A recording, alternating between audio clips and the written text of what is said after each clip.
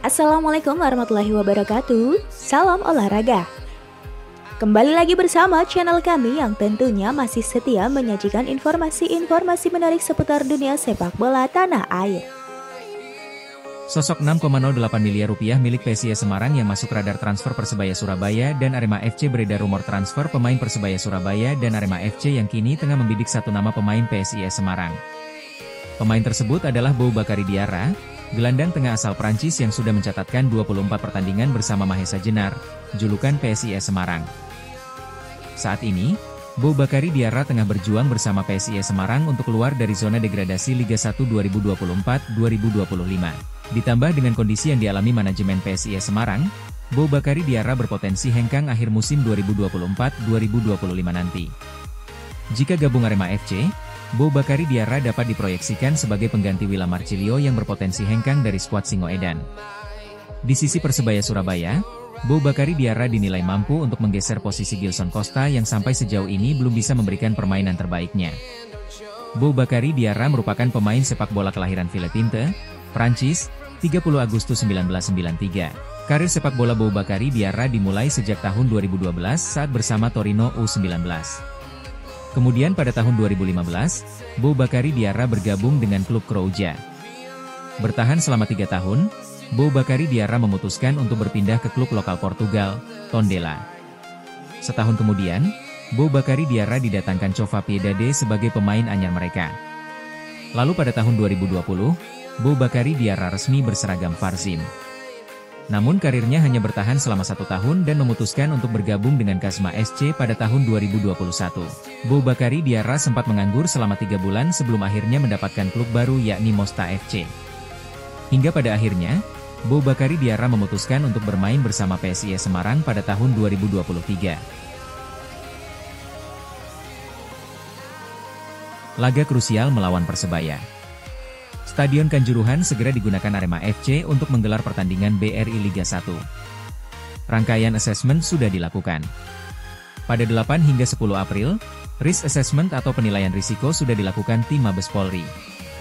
Hasilnya, masuk dalam kategori baik.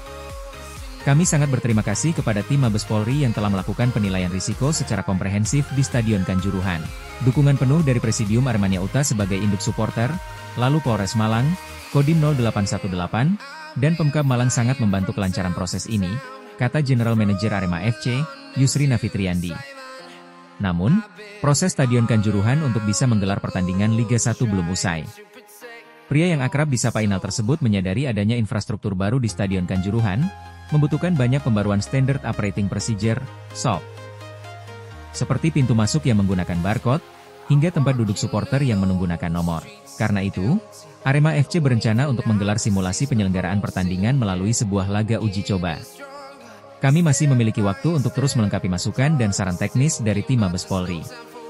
Untuk itu, ada rencana simulasi penyelenggaraan pertandingan yang komprehensif melalui uji coba sebelum laga resmi. Masih kami pertimbangkan kapan waktunya yang tepat, tegasnya. Manajemen Arema FC berencana saat menjamu Madura United pada pekan 28 BRI Liga 1 sudah menggunakan Stadion Kanjuruhan, yakni pada 24 April 2025. Artinya, untuk menggelar uji coba, harusnya sebelum tanggal tersebut.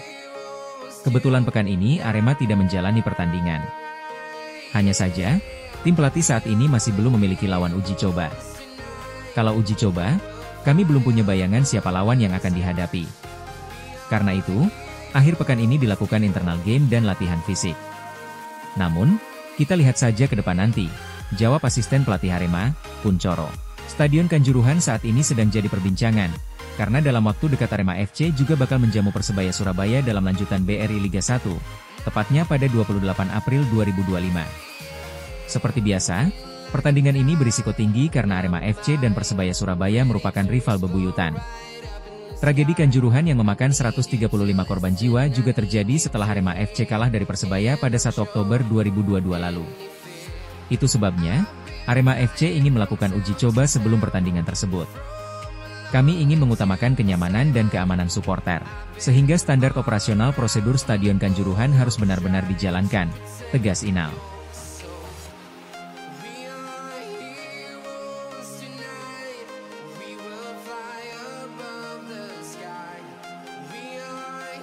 Paul Munster respons soal wacana Arema versus Persebaya di Stadion Kanjuruhan.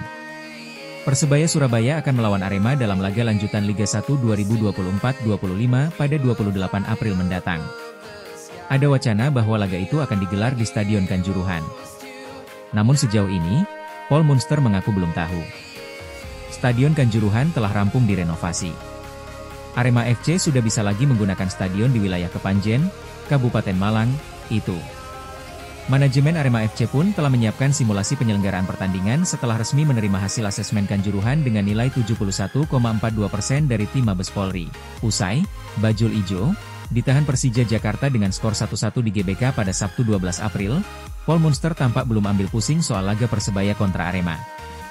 Ia ingin lebih fokus ke laga kontra Madura United di GBK pada 20 April. Saya tidak tahu soal kami melawan Arema. Untuk saya, fokus utama saya sekarang ini adalah melawan Madura United. Soal Arema, saya menunggu informasinya 100% di mana kami akan bermain, ujar Munster usai melawan Persija. Namun, sejujurnya, saya tidak memikirkan soal Arema dalam waktu dekat ini. Sekarang hanya Madura, begitu pula para pemain. Melangkah laga demi laga seperti yang saya bicarakan kemarin, tambahnya. Memang belum ada kepastian di mana laga Arema versus Persebaya pada 28 April akan digelar. General Manager Arema FC, Yusrinal Fitriandi, mengatakan bahwa jajaran manajemen masih mematangkan rancangan konsep simulasi penyelenggaraan pertandingan di stadion tersebut. Kami mempertimbangkan merancang simulasi penyelenggaraan pertandingan yang komprehensif, melalui uji coba sebelum laga resmi dan masih kami pertimbangkan untuk waktunya kapan, katanya. Maret lalu, Bupati Malang, M. Sanusi, sudah memberi lampu hijau. Manajemen FC bahkan telah menggunakan Stadion Kanjuruhan untuk latihan. Adapun hal yang memicu Stadion Kanjuruhan dan sejumlah stadion lain direnovasi adalah tragedi Kanjuruhan yang menewaskan 135 orang usai laga Arema versus Persebaya pada 1 Oktober 2022. Pagu anggaran untuk Stadion Kanjuruhan adalah yang termahal kedua. Kementerian PU mengungkapkan bahwa total anggaran yang dialokasikan sebesar Rp357,84 miliar. Stadion Kanjuruhan kini mampu menampung 21.603 orang yang terdiri dari 108 kursi VVIP, 2.465 kursi VIP, 134 kursi media, dan 16 kursi khusus penyandang disabilitas. Terdapat pula tribun umum, meliputi dari sisi timur dengan total 4.352 kursi, serta sisi utara dan sisi selatan dengan total masing-masing 7.264 kursi. Baik, demikianlah beberapa rangkaian informasi sepak bola kali ini. Jangan lupa klik tombol subscribe. Nantikan dan terus tonton informasi menarik lainnya seputar sepak bola dari channel kami. Sampai jumpa, salam olahraga.